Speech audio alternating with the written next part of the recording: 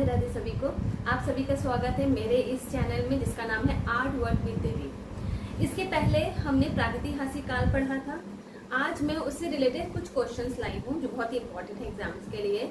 और उससे पहले हम प्रागैतिहासिक काल के कुछ इंपॉर्टेंट बुक्स के बारे में पढ़ लेंगे। तो चलिए फटाफट से देख लेते हैं, ठीक है। चलिए स्टार्ट करते हैं। यहाँ पे प्रागैतिहासिक काल से कुछ प्रमुख पुस्तकें हैं जो कुछ विद्वानों ने लिखी है, जिसके बारे में जानेंगे। कुछ इंपॉर्टेंट मैंने यहाँ पे बुक्स लिए हैं। पहला है भारतीय प्रागैतिहासिक चित्रकला, ठीक है। क्या है भारतीय प्रागैतिहासिक चित्रकला? किन्होंने लिखी है? उन्होंने लिखी है जगदीश गुप्त ने, ठीक है। किन्होंने लिखी है? जगदीश गुप्त ने। और किस ईयर में लिखी है? 1967। ध्यान में रखिएगा। इस बुक में इन्होंने मिर्जापुर के शैल चित्रों का विवरण दिया था। तो पहली बुक हमारी कौन सी है? भारतीय प्रागैतिहासिक चित्रकला, जो कि जगदीश गुप्त ने लिखी है। किस ईयर में लिखी है? 1967। ओके। सेकंड बुक देख लेते हैं। सेकंड है prehistoric painting. Prehistoric painting Alan Houghton Brodrick ने लिखी है। किस ईयर में लिखी है? 1958, ठीक है। Prehistoric painting Alan Houghton Brodrick ने लिखी है। किस ईयर में लिखी है? 1958 में। नेक्स्ट है प्री हिस्टोरिक इंडिया। मिलता जुलता दो है तो कंफ्यूज मत होइएगा। प्री हिस्टोरिक पेंटिंग एक है प्री हिस्टोरिक इंडिया, ठीक है। अच्छा, एक चीज मैं बता दूं, एक ट्रिक है। अगर आप उस चीज को मतलब अप्लाई कर सको या आप अपना ट्रिक बना सकते हैं याद करने के लिए, क्योंकि बहुत सारे बुक्स होते हैं, ईयर्स होते हैं, ठीक है, नाम अलग अलग होते हैं। अब यहाँ पे जो है प्री हिस्टोरिक पेंटिंग, ठीक है। अब पेंटिंग को हम इंग्लिश में क्या कह सकते हैं आगे अलावा? ड्राइंग, ठीक है। अगर इसको हिंदी में लिखे ड्राइंग, ठीक है। तो पेंटिंग को ड्राइंग कहेंगे। अब इसके कौन है लेखक कौन है? एलन हटन ब्रॉड्रिक, ठीक है। तो ड्रॉ से ये ब्रॉ आप याद कर सकते हो, ठीक है। अगर ब्रॉड्रिक को मैं हिंदी में भी लिखूं ब्रॉड्रिक, ठीक है। तो इसमें भी ड्राइंग में हिंदी में लिखे तो ड्र, और ब्रॉड्रिक को हिंदी में लिखे इसमें भी ये ड्र, ठीक है। ये लेटर आता है। तो इससे एक ट्रिक है, आप याद कर सकते हो, क्योंकि इन दोनों में बहुत कंफ्यूजन होता है। तो इसका इसमें चला जाता है, इसका इसमें चला जाता है, उल्टा सीधा सब ऑप्शन लगा के आ जाते हैं। तो इसीलिए मैंने एक ट्रिक आपको बताया कि पेंटिंग का हम इंग्लिश में कहते हैं ड्राइंग। ड्राइंग को आप ब्रॉड्रिक, ड्रॉ और ड्रॉ से आप इसको सिमिलर कर सकते हैं, और हिंदी में भी आप इसको सिमिलर कर सकते हैं। ड्रॉ इसमें भी, ड्रॉ इसमें भी, ड्राइंग, ब्रॉड्रिक, ठीक है। तो इस तरह आप याद कर सकते हैं प्री हिस्टोरिक पेंटिंग को। तो अब आप कभी नहीं भूलेंगे प्री हिस्टोरिक पेंटिंग मतलब ब्रॉड्रिक। ड्राइंग याद कर लो दिमाग में, ड्राइंग, ब्रॉड्रिक, तो याद हो जाएगा, ठीक है। नेक्स्ट है प्री हिस्टोरिक इंडिया, जो लिखी है पिगार्ट ने। कब लिखी? 1950, ठीक है। प्री हिस्टोरिक इंडिया 1950 में स्टुअर्ट पिगार्ट ने लिखी थी। ओके। नेक्स्ट है भारतीय संस्कृति की प्रागैतिहासिक पृष्ठभूमि। किसने लिखी है? D.H. गार्डन ने। The pre historic background of Indian culture, ठीक है। भारतीय संस्कृति की प्रागैतिहासिक पृष्ठभूमि किसने लिखी है? D.H. गार्डन ने लिखी है। नेक्स्ट देख लेते हैं। नेक्स्ट है the rock painting of Mahadev hills. क्या है? Rock paintings of Mahadev hills.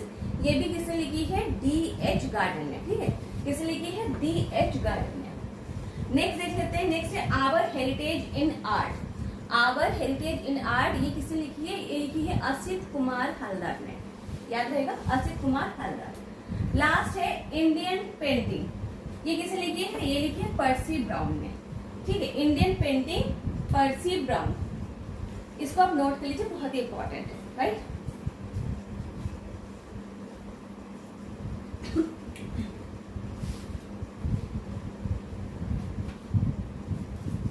Note कर लीजिए।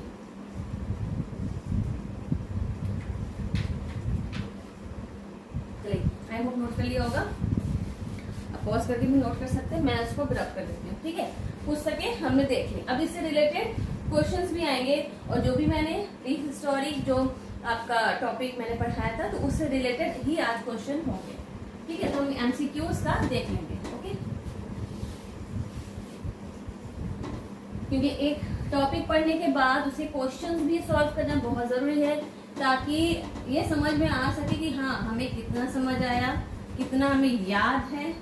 ठीक है ना, रिवीजन जरूरी है बहुत। तो क्वेश्चन से क्या हो जाता है, हमारा रिवीजन हो जाता है, मुझे भी समझ आ जाएगा।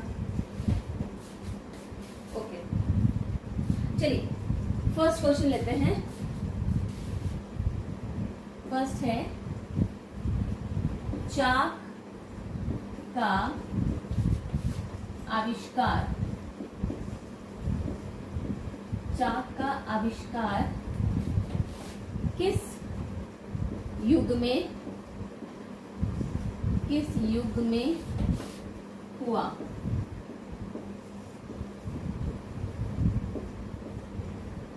चाक का आविष्कार किस युग में हुआ? ऑप्शन दे देती हूँ।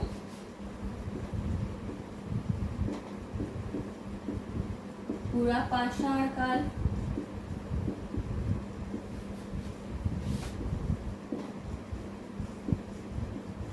मध्य पाषाण काल,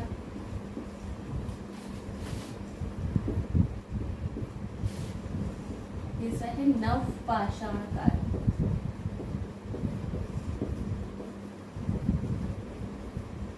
कुछ सेकंड का टाइम दे रही हूँ, आप ट्राई कीजिए सॉल्व करने का कि चाक का आविष्कार किस युग में हुआ है। तो इसमें मैंने ऑप्शन क्या क्या दिए हैं, पूरा पाषाण काल है, मध्य पाषाण काल है और नव पाषाण काल है। आई होप गेस तो आप लोगों ने कर लिया होगा, पढ़ा चुकी हूँ, और जब मैंने टॉपिक पढ़ाया था तो ये सब मैंने क्लियर किया था। ठीक है, बिल्कुल ऑब्वियसली बात है। चाक का आविष्कार कब हुआ था? नव पाषाण काल में। ठीक है, चाक का आविष्कार कब हुआ था? नव पाषाण काल में। नव पाषाण काल में बहुत सारी चीजों का आविष्कार हुआ था। ठीक है, पहले बेडौल औजारों का जो इस्तेमाल करते थे आदि मानव, जब नव पाषाण काल में क्या हुआ कि वो सारे जो टूल्स थे वो शार्प्स होने लगे। ठीक है, एकदम चमकीले पॉलिशदार वो बनाने लगे। तो नव पाषाण काल में बहुत सारी चीजों का जो है आविष्कार हुआ है। तो चाक का आविष्कार भी नव पाषाण काल में ही हुआ है। चलिए सेकंड क्वेश्चन देख लेंगे। सेकंड क्वेश्चन है तराशे गए चमकीले हथियारों के औजार कहाँ प्रयोग किए गए हैं?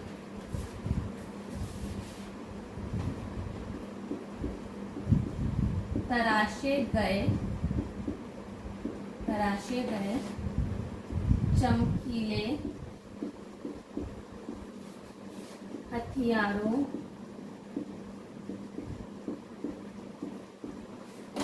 का प्रयोग कहाँ हुआ है? ठीक है, तराशे गए चमकीले हथियारों का प्रयोग कहाँ हुआ है? ऑप्शन देती हूँ, वैसे भी मैंने बताया था आपको। ताम्र पाषाण काल,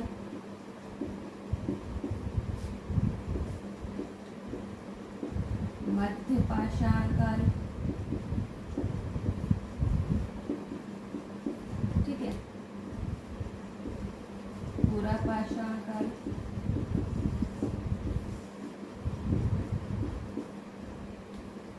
नव पाषाण काल। बताइए, तराशे गए चमकीले हथियारों का प्रयोग कहाँ पर हुआ है? ताम्र पाषाण काल में, या मध्य पाषाण काल में, पूरा पाषाण काल में, या नव पाषाण काल में? आई होप समझ में आ गया होगा। कब हुआ था? नव पाषाण काल में। अभी मैं फर्स्ट क्वेश्चन में बता ही रही थी कि क्या हुए नव पाषाण काल में हथियार जो है वो तराशे गए, पॉलिशदार हो गए। तो बिल्कुल तराशे गए चमकीले हथियारों का प्रयोग हमें नव पाषाण काल में ही मिलता है। चलिए इसको रख कर देते हैं।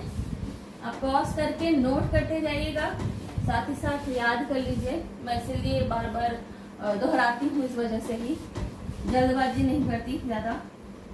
ठीक है, इसलिए दोहराती हूँ ताकि आपको साथ साथ याद हो जाए। चलिए नेक्स्ट देख लेते हैं।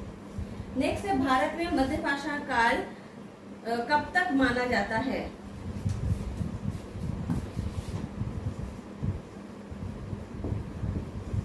भारत में नवपाषाण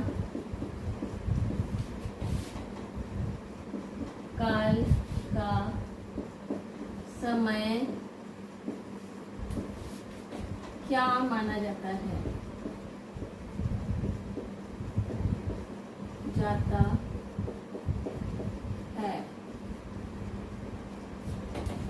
भारत में नवपाषाण काल का जो समय है उसको समय क्या मानते हैं? ठीक है, ऑप्शन देख लीजिए। 2000 BC, 1000 BC,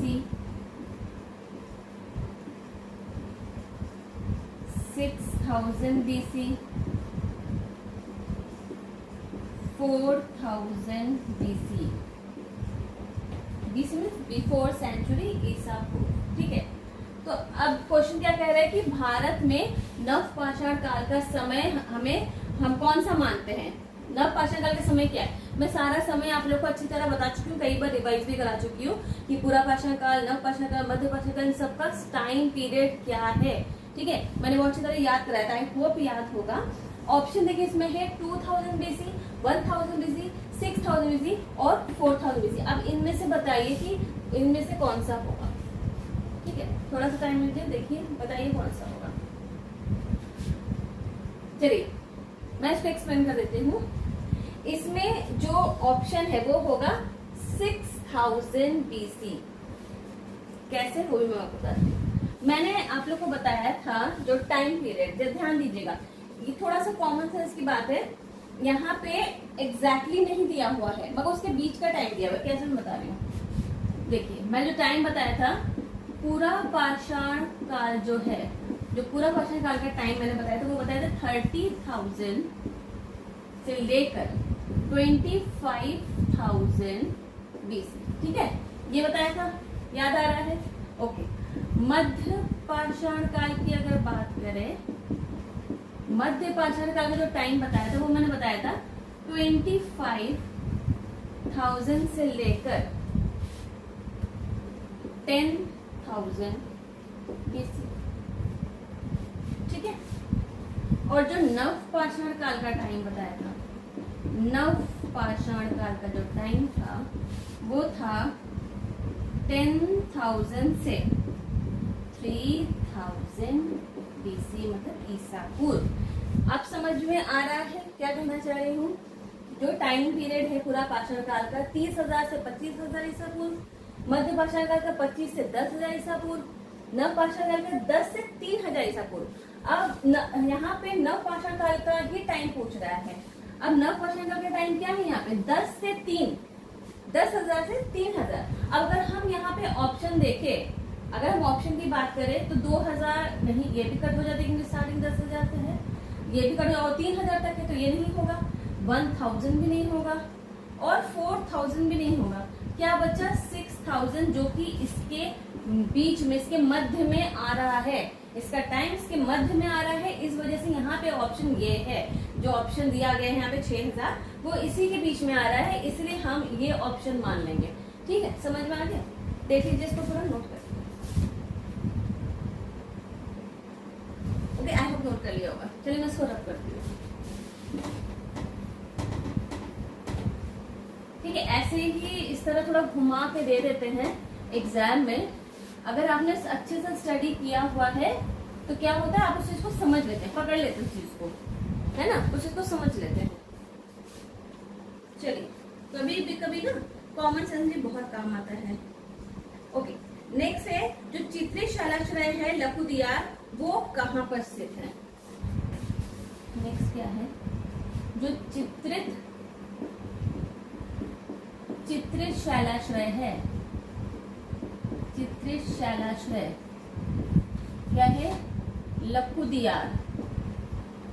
कुछ याद आ रहा होगा, मैं पढ़ा चुकी हूँ। लखुदियार कह रहा है कहाँ पर स्थित है, यही पूछ रहे कि कहाँ पर स्थित है, कहाँ पर स्थित है। ठीक है, क्या कह रहे हैं, चित्रित शैलाश्रय लखुदियार कहाँ पर स्थित है। अब इसके हम ऑप्शन देख लेंगे। ए उत्तराखंड, बी उत्तर प्रदेश,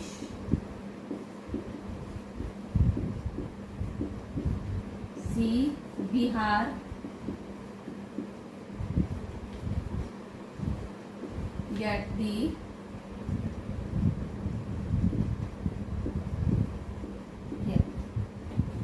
अब बताइए चित्रित शैलाश्रय लखुदियार कहाँ पर स्थित है। ऑप्शन मैंने दे दिया आपके सामने। ऑप्शन है उत्तराखंड, उत्तर प्रदेश, बिहार और केरल। अब बताइए इसमें से कहाँ पर लखुदियार स्थित है। अगर आपने ध्यान से पढ़ा होगा तो ये मैं पढ़ा चुकी हूँ आपको, जब मैं क्षेत्र बता रही थी प्रागैतिहासिक काल के बहुत सारे। उसके बाद यूपी एमपी का तो एरिया काफी, मतलब कि बहुत सारे एरिया है, तो उसमें टाइम लगा था। देन जो है, जो छोटे छोटे क्षेत्र है उनमें उत्तराखंड भी आता है। ठीक है, जो छोटे छोटे क्षेत्रों में मैंने उत्तराखंड भी बताया था। और आपको याद होगा लखुदियार के बारे में बताया था कि लखुदियार का मतलब होता है 1,00,000 गुफाएं। अगर याद हो, मैं बताया था इसका मतलब है 1,00,000 गुफाएं कहाँ प्राप्त थी, उत्तराखंड में। ठीक है, उत्तराखंड में प्राप्त। तो इसका आंसर क्या होगा, उत्तराखंड। ठीक है, क्या होगा, चित्रित शैलाश्रय लखुदियार कहाँ पर स्थित है, उत्तर है उत्तराखंड। लखुदियार मतलब 1,00,000 गुफाएं, तो उत्तराखंड में 1,00,000 गुफाएं मिली हैं। ठीक है, ओके, नोट कर लिया होगा। चलिए नेक्स्ट देखते हैं।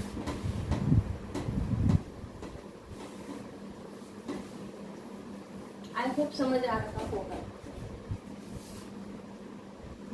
चलिए अब देखते हैं भारतीय कला का मूल प्रेरणा स्रोत क्या है।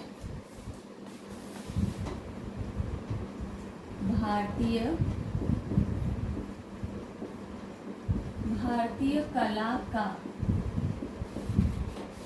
मूल प्रेरणा स्रोत क्या है। ठीक है, भारतीय कला का मूल प्रेरणा स्रोत क्या है। ऑप्शन दे देती हूं मैं। धर्म, लोक जीवन,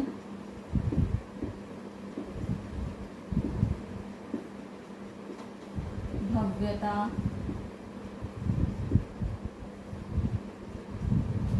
धर्म, लोक जीवन, भव्यता और प्रकृति।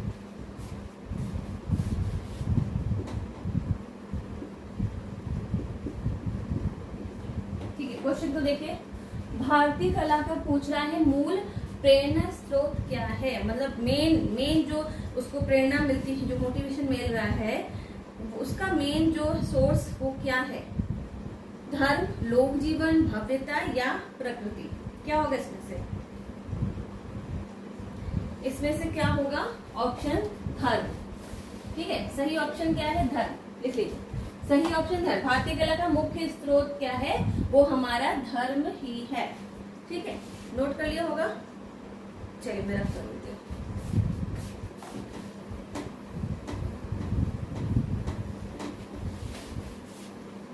ओके, चलिए नेक्स्ट देख लेते हैं। जो भारतीय चित्रकला है उसका उद्भव कहाँ से हुआ? भारतीय चित्रकला का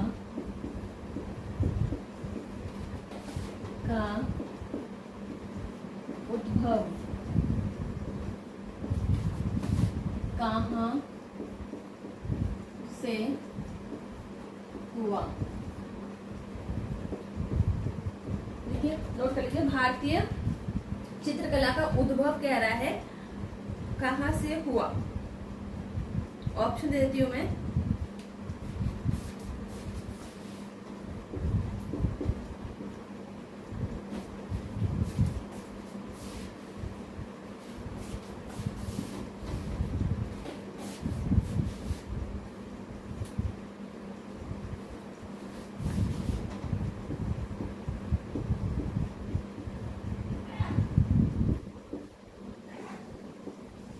पहला चित्रकारी स्क्रॉल,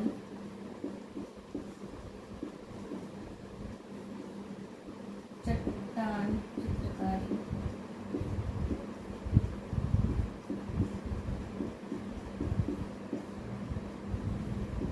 भित्ति चित्र।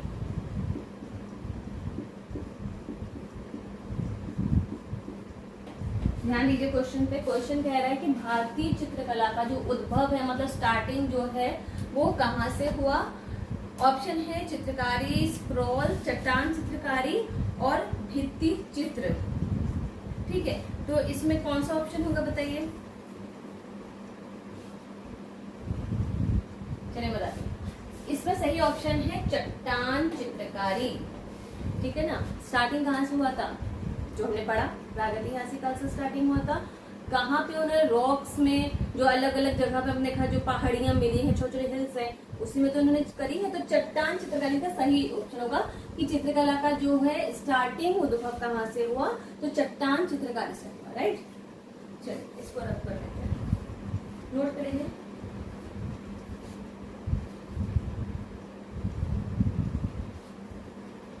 चलिए रब कर देते हैं।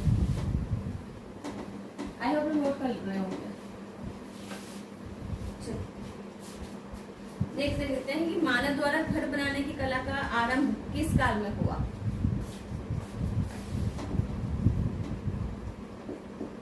मानव द्वारा घर बनाने की कला, घर बनाने की कला का प्रारंभ कब हुआ।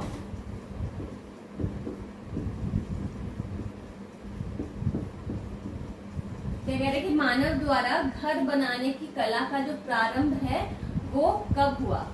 ऑप्शन देती हूँ, पुरापाषाण काल,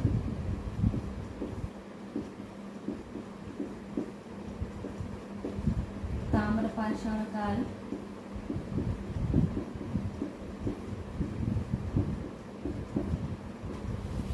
नवपाषाण काल,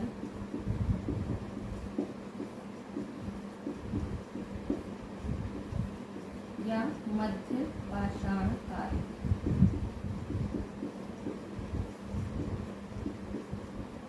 क्वेश्चन में ध्यान देंगे थोड़ा। मानव द्वारा जो घर बनाने की कला है, ये भी एक कला है, तो घर बनाने की जो कला है उसका प्रारंभ कब हुआ, वो कब से घर बनाने लगा, घरों में रहने लगा। ऑप्शन क्या है, पुरापाषाण काल, ताम्रपाषाण काल, नवपाषाण काल और मध्य पाषाण काल। क्वेश्चन का आंसर बहुत इजी है, समझ गए होंगे आप। कब, नवपाषाण काल।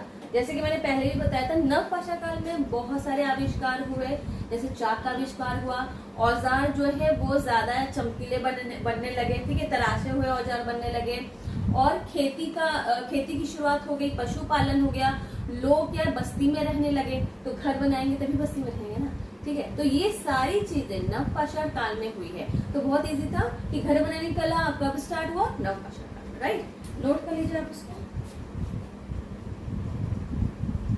ठीक है। चलिए मैं अब कर देती हूँ, नोट करते जाइए आप लोग।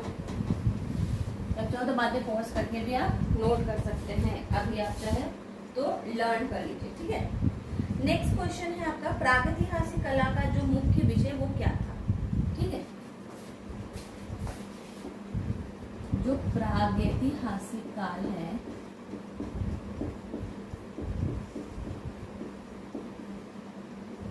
प्रागैतिहासिक काल का मुख्य विषय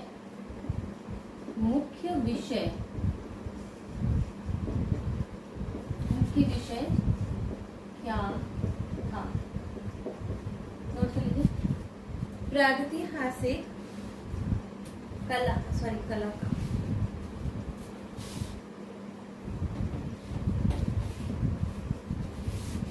प्रागैतिहासिक कला जो है उसका मुख्य विषय क्या था। ऑप्शन दे देती हूँ मैं,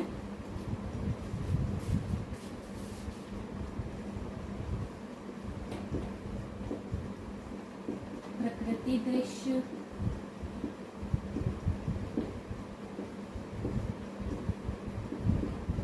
मानवाकृति,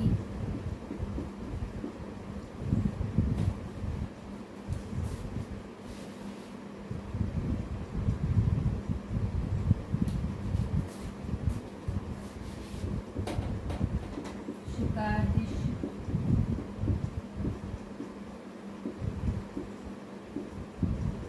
पर्वतीय दृश्य।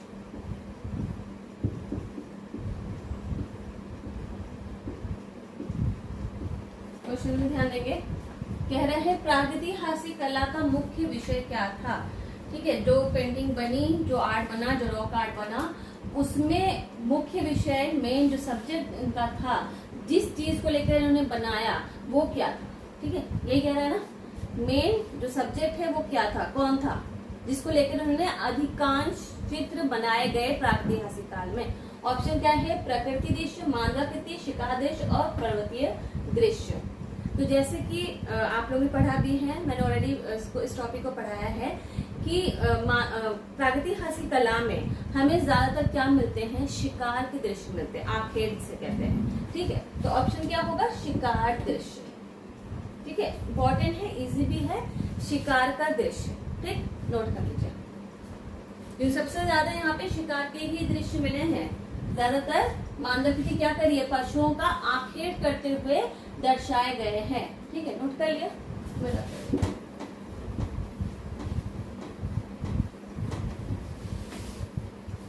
नेक्स्ट क्वेश्चन देख लेते हैं।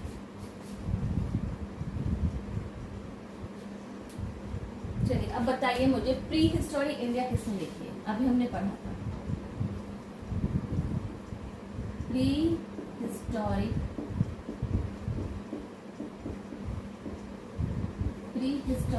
इंडिया।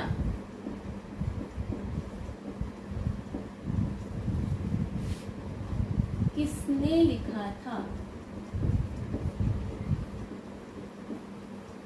किसने लिखा था प्री हिस्टोरिक इंडिया, ये बुक किसने लिखी थी। अभी मैंने थोड़ी देर पहले आपको बुक्स पढ़ाए थे, याद होगा अगर आप लोग को। चलिए मैं ऑप्शन दे देती हूँ।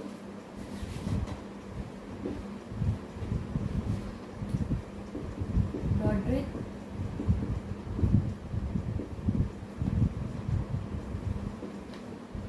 रिगार्ड,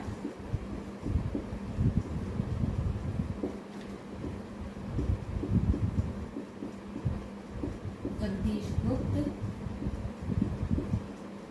या पर्सी ब्राउन। चलिए बताएंगे, थोड़ा टाइम देती हूँ। ठीक है, कुछ सेकंड का टाइम देती हूँ। क्वेश्चन ध्यान से देखिए, रिकॉल करिए, सोचिए क्या बताया था मैंने। प्री हिस्टोरिक इंडिया इस नाम की जो बुक है वो पूछ रहा है कि किसने लिखा था। बताइए, याद करिए, सोचिए, कमेंट में बताइए क्या किसने लिखा था प्री हिस्टोरिक इंडिया।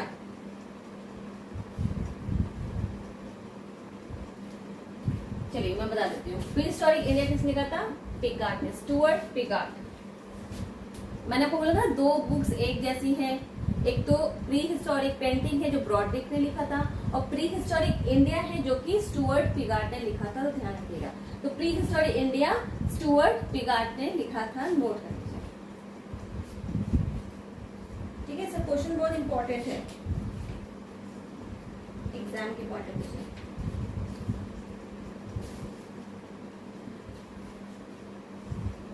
चलिए, हो गया होगा, मैं रख देती हूँ।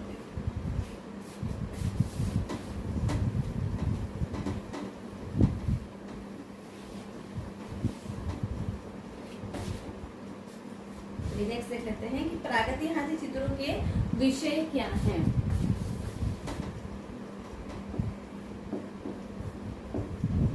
प्रागैतिहासिक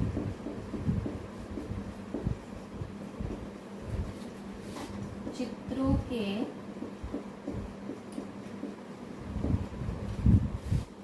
विषय क्या है। ठीक है, क्वेश्चन देखिए, प्रागैतिहासिक चित्रों के विषय क्या हैं। ऑप्शन देती हूँ, पशु,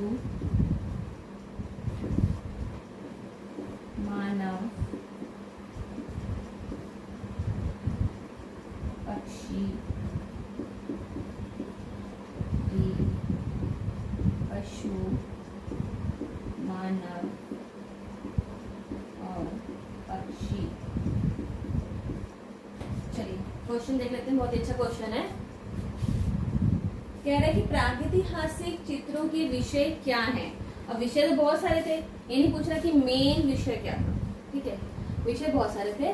अब इसमें ऑप्शन में क्या दे रहा है, पशु, मानव और पक्षी। ए क्या है, पशु, बी मानव, सी पक्षी, और डी में क्या दे रहा है, पशु, मानव और पक्षी। बताइए इसमें से कौन सा होगा, ठीक है। प्राकृतिक चित्रों के विषय क्या है, इनमें से कौन सा होगा, सही ऑप्शन क्या होगा, बताइए, सोचो सही ऑप्शन क्या होगा। चलिए मैं बताती हूँ, ओके। सही ऑप्शन होगा हमारा ऑप्शन डी, क्या, पशु, मानव, पक्षी। क्यों, अगर मान लो यहाँ पे ये ऑप्शन नहीं होता, अगर ये ऑप्शन नहीं होता तो सबसे मेन इंपॉर्टेंट पशु हो जाता, क्योंकि ज्यादातर पशुओं के चित्र बने हुए हैं, ठीक है। चूंकि यहाँ पे ये ऑप्शन दिया है कि पशु, मानव, पक्षी, और ये तीनों ही बने हैं यहाँ पे, और क्वेश्चन कह रहे हैं प्राकृतिक चित्रों के विषय क्या क्या है, ठीक। तो इसमें हम इसलिए ये वाला ऑप्शन चूज करेंगे जिसमें पशु, मानव, पक्षी तीनों आते हैं, क्योंकि तीनों के चित्र यहाँ पर बने हुए हैं। इसको नोट करो, राइट। चलिए आई होप नोट कर लिया होगा, मैं इसको रख कर याद करते चलिए, ओके। चलिए नेक्स्ट क्वेश्चन देख लेते हैं कि अधिकांश जो प्रागैतिहासिक चित्र हैं उनके रंग क्या है। अधिकांशतः, ठीक है, अधिकांश प्रागैतिहासिक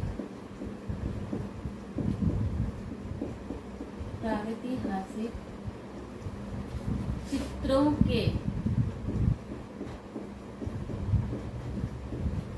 रंग क्या है।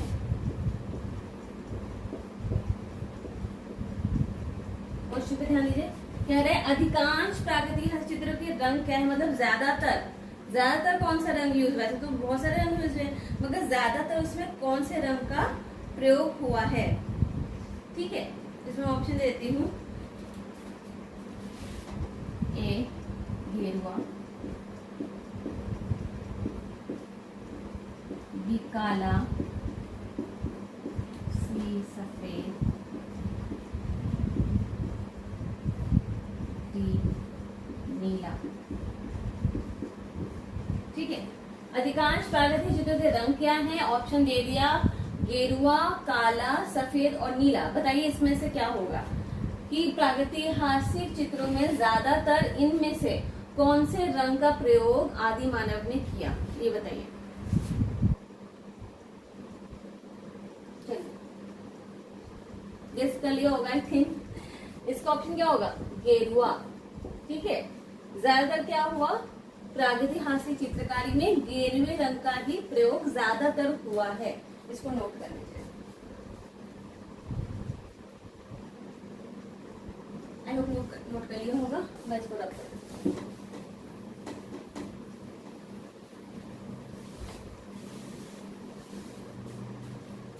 चलिए नेक्स्ट देखते हैं।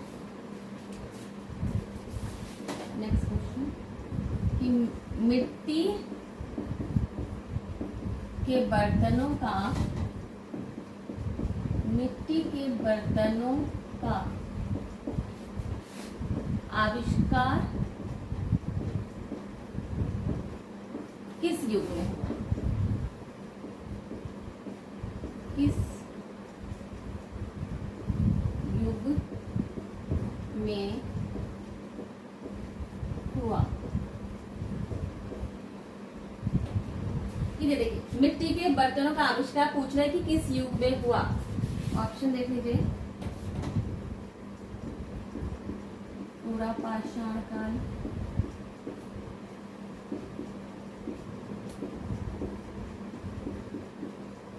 ताम्रपाषाण काल, नवपाषाण काल,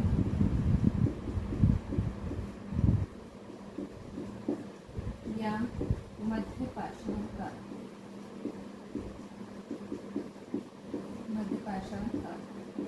चलिए देखिए, मिट्टी के बर्तनों का आविष्कार किस युग में हुआ है? पूरा पाषाण काल, ताम्र पाषाण काल, नव पाषाण काल और मध्य पाषाण काल। तो ये तो बहुत इजी है, समझ में आ गया होगा कि मिट्टी के बर्तनों का आविष्कार, जब चाक का आविष्कार नव पाषाण काल में हुआ है, तो ऑब्वियस कि मिट्टी के बर्तनों का आविष्कार कब होगा?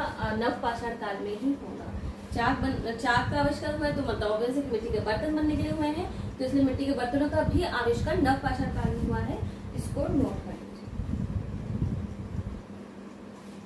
चलिए, आई होप नोट कर लिया होगा। मैं इसको रखता हूँ, आप पॉज करके फिर लिख सकते हैं, ठीक है। साथ साथ जो लिखना चाहें, जो लिख सकते हैं वो लिख लें, अदरवाइज याद कर लीजिए और फिर पॉज करके लिख लीजिए, ठीक है। चलो नेक्स्ट देख लेते हैं। नेक्स्ट है कि भारतीय पुरातत्व के जनक कौन है? Very important question.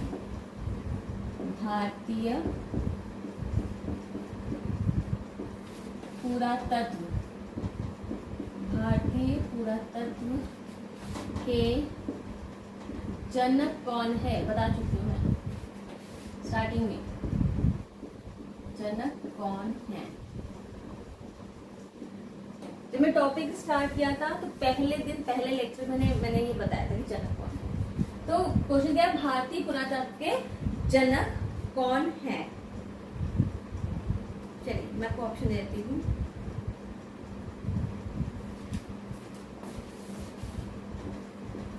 Sir John Marshall,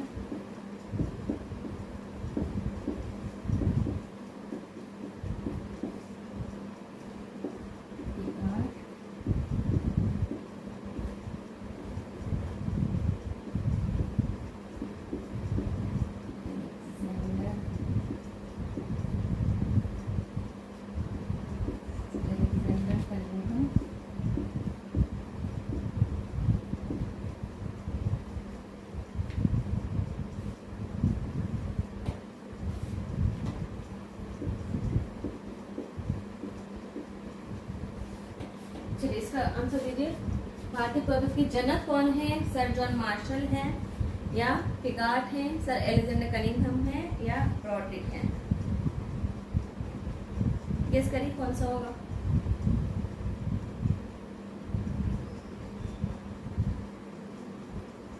चलिए मैं बताती हूँ, इसका आंसर क्या होगा? Sir Alexander Cunningham. तो मैंने स्टार्टिंग में, अगर आपको याद हो, आपने देखा होगा लेक्चर 1 में, तो मैंने सबसे पहले बताया था कि ये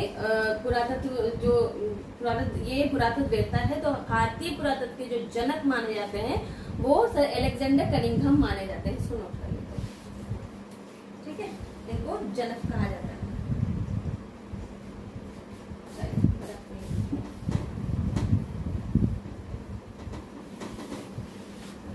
आई होप समझ आ रहा होगा आप लोगों को।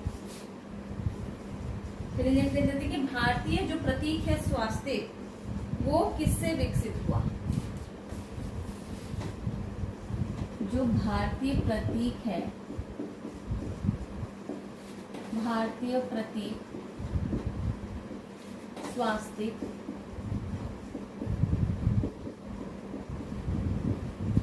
किससे विकसित हुआ? किससे विकसित हुआ?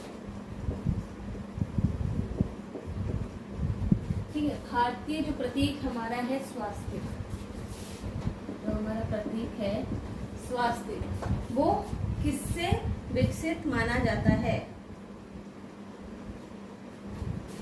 ऑप्शन सूर्य, कमल, चक्र और अग्नि। अब बताइए, जो भारतीय प्रतीक स्वास्तिक है वो किससे विकसित माना जाता है? सूर्य, कमल, चक्र या अग्नि? चलिए इसका ऑप्शन बता देती हूँ। इसका है सही ऑप्शन सूर्य। स्वास्तिक किससे विकसित हुआ है? सूर्य से हुआ है। स्वास्तिक हमारे भारत में बहुत ही इसको ऑस्पिशियस मानते हैं। जो भी पूजा पाठ होता है उसमें स्वास्तिक का चिन्ह हम जरूर बनाते हैं। इसको बहुत ही पवित्र माना गया है। ठीक है, इसको नोट कर लीजिए।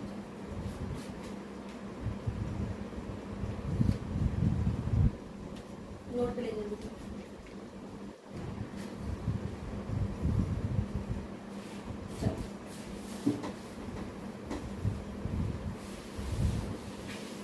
नेक्स्ट क्वेश्चन देखते हैं।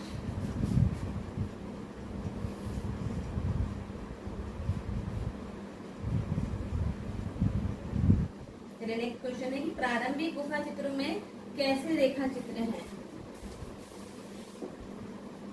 प्रारंभिक गुफा चित्रों में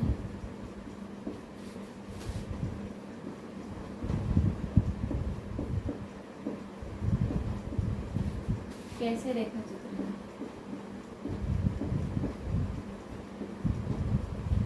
रेखा चित्र है, नोट करिए इसको। कह रहा है कि प्रारंभिक गुफा चित्र में कैसे रेखा चित्र बने हैं। प्रतीकात्मक हैं या यथार्थवादी हैं, आदर्शवादी हैं या अति यथार्थवादी हैं। क्या क्या है? प्रतीकात्मक है,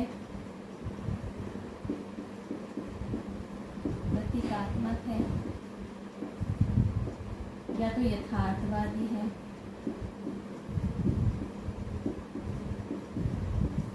या अति यथार्थवादी है,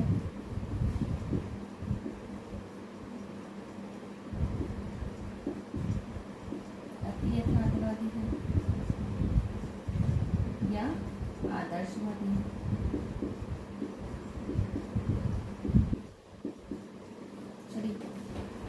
प्रारंभिक जो गुफा चित्र हैं हमारे, उनमें रेखा चित्र कैसे बने हुए हैं? वो प्रतीकात्मक है या यथार्थवादी है या अति यथार्थवादी है या कि आदर्शवादी है?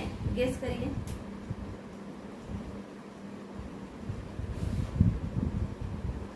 चलिए मैं बताती हूँ।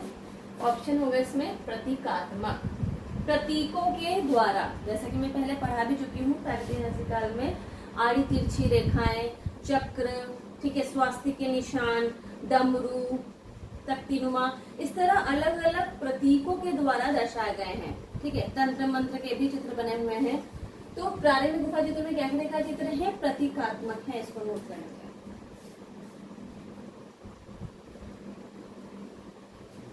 चलिए रब करते हैं।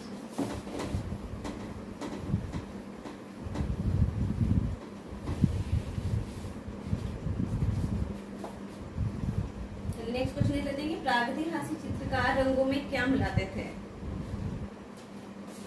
जो प्रागैतिहासिक चित्रकार थे, जो प्रागैतिहासिक हमारे चित्रकार थे,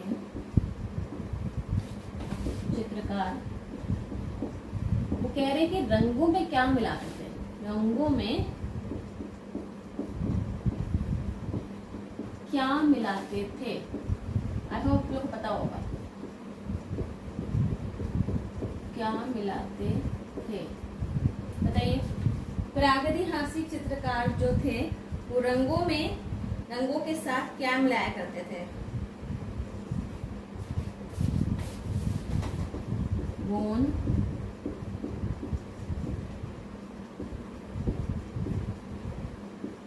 पशु की चर्बी, या मूत्र, या तेल। उसको बाइंड करने के लिए एज अ बाइंडर क्या यूज करते थे प्रागैतिहासिक चित्रकार? रंगों में एज अ बाइंडर किस चीज को यूज करते थे? गोंद को, पशु की चर्बी को, गोमूत्र को या तेल को? बताइए। बहुत इजी क्वेश्चन है, पता होगा, फिर मैं बता देती हूँ। इसमें क्या होगा? पशु की चर्बी। तो प्रागैतिहासिक जो चित्रकार थे वो रंगों में जानवरों की चर्बी मिला के यूज करते थे एज अ बाइंडर। इसको नोट कर लीजिए। चलिए मैं रब कर देते हैं, हम नोट करेंगे। पॉज करके आप नोट कर लीजिए। ओके, जितनी ज्यादा हो सके क्वेश्चन हम कवर अप कर लेते हैं।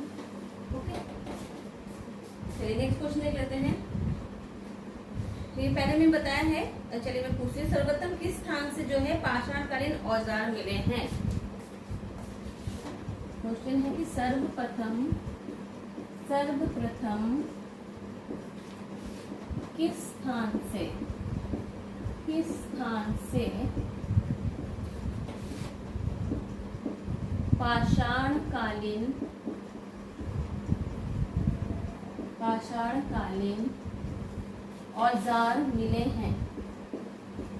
औजार मिले हैं। अगर आपको थोड़ा सा याद हो, अगर मैं थोड़ा जोर दीजिए, तो पढ़ा चुकी हूँ, उसमें ये आया था कि सर्वप्रथम जो है औजार हमें कहाँ से मिले और उसको किसने खोजा था, ये भी मैंने आपको बताया था। तो क्वेश्चन नोट करिए कि सर्वप्रथम किस स्थान से हमें पाषाणकालीन जो है औजार मिले। ऑप्शन देती हूँ, रीवा, मैसूर,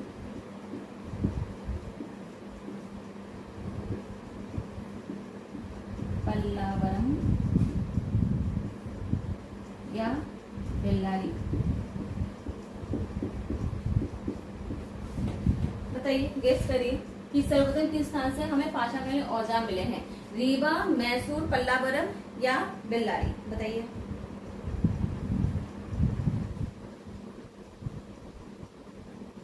चलिए मैं बताती हूँ,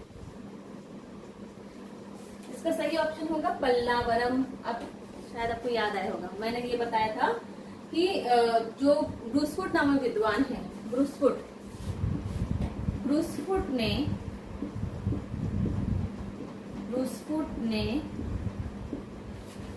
1863 में खोजा था। ठीक है, ये मैं आपको बता चुकी हूँ, आपको याद होगा अगर। तो सर्वप्रथम हमें जो पाषाणकालीन औजार हैं वो हमें पल्लावरम से मिले हैं। किसने खोज किया है? ब्रूसफुट ने। कब किया था? 1863 में। इसको नोट कर लीजिए। मैं इसलिए बार बार रिवाइज कराती जाती हूँ ताकि पुरानी चीज भी आपको याद रहे। ठीक है, आई होप नोट कर लिया होगा। चलिए, तो आज का वीडियो यहीं तक रखते हैं। बहुत सारे मैंने क्वेश्चन कराए, रिवाइज भी कराया, बुक्स आपको बताएं जो बहुत इंपॉर्टेंट है, तो इन सबको अच्छे से रिवाइज कर लीजिएगा, नोट्स बना लीजिएगा। ठीक है, ये बहुत इंपॉर्टेंट है, नोट्स आपके पास रहना, इट्स वेरी इंपॉर्टेंट। तो नोट्स जरूर अपना बनाइएगा और याद कर लीजिएगा। तो नेक्स्ट वीडियो में आई होप आप लोग होमवर्क करके जरूर आओगे, लर्न करके आओगे। ठीक है, तो अब इजाजत दीजिए, चलती हूँ मैं, और बहुत ही जल्दी नेक्स्ट वीडियो लेकर आऊंगी जिसमें कि और भी इसी से रिलेटेड क्वेश्चंस होंगे। कुछ क्वेश्चंस और बाकी हैं जो मुझे बताने, क्योंकि बहुत ही बड़ा टॉपिक है प्रागैतिहासिक काल। ठीक है, तब तक के लिए राधे राधे, खुश रहिए और खुशियां बांटते रहिए। Thank you so much.